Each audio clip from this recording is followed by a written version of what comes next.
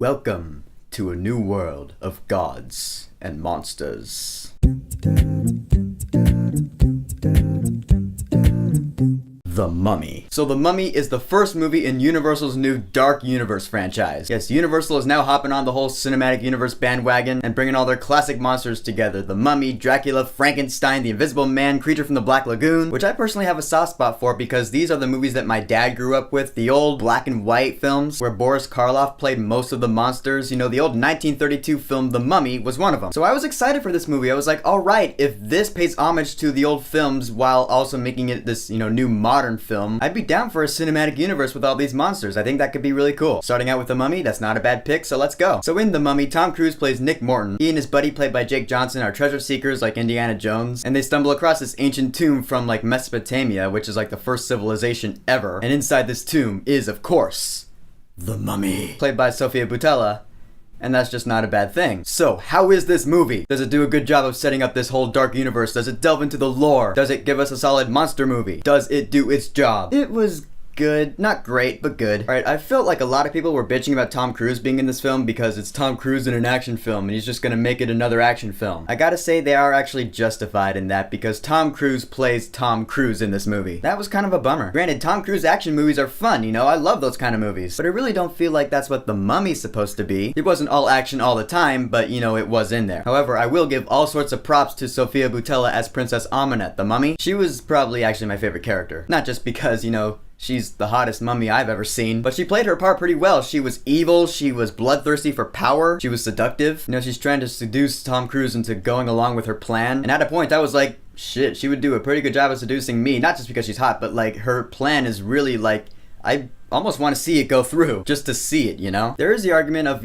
since she is a 1,000-year-old mummy, she should have been more decrepit and gross and shit, and I'm not going to argue against that because that is a solid point. But in the end, I'm fine with the mummy they had in this film. And I also really like Russell Crowe in this film. I'm not going to tell you who he plays because that is kind of a spoiler, but he did his job really well too. His character is the one that sets up this whole dark universe they're going for. When he's explaining what's going on, you can't help but be like, I want to see all this. And then there's a scene where I'll say something happens with his character that I did not see coming, and it was one of my favorite scenes in the movie. You'll know what I'm talking about when you see it. As for the rest of the characters, Annabelle Wallis is Jenny, the love interest. Completely useless. I could have completely done without her. She's just there to be the love interest.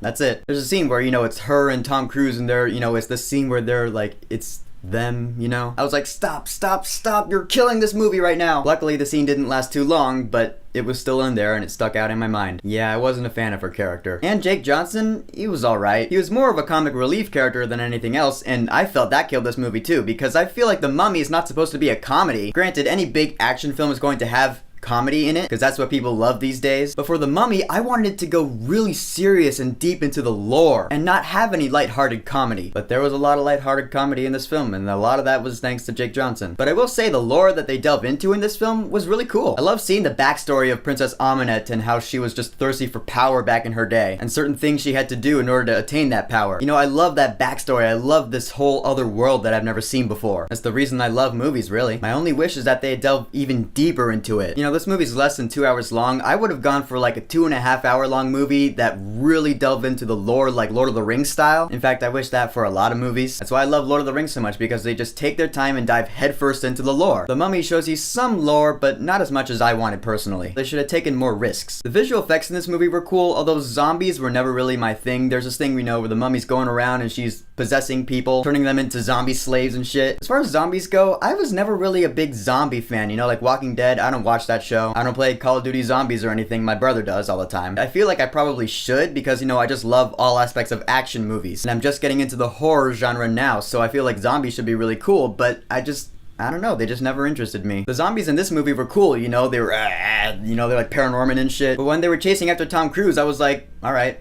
zombies are chasing after Tom Cruise.